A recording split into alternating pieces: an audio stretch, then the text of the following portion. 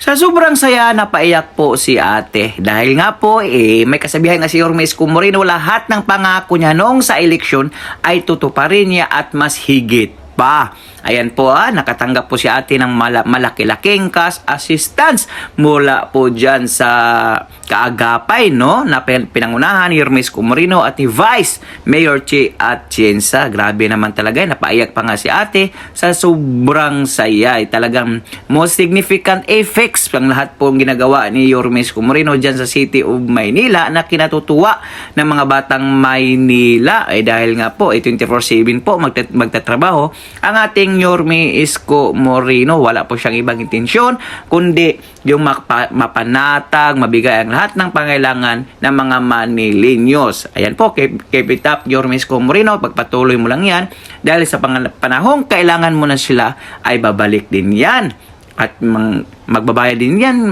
sa mga utang na loob na sa mga ginagawa mong kabutihan sa kanila. Keep it up Yorme Isko Moreno. God bless. God first.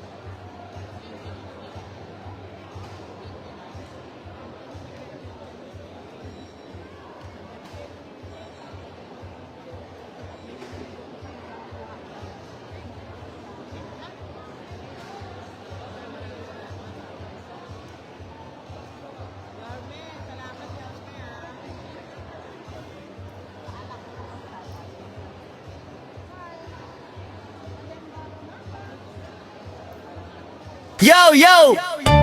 Dudoy 2.0 sa vlog na to, wag kang bibitaw, bro. Yeah, yeah, let's go! Hey, hey, yo, yo!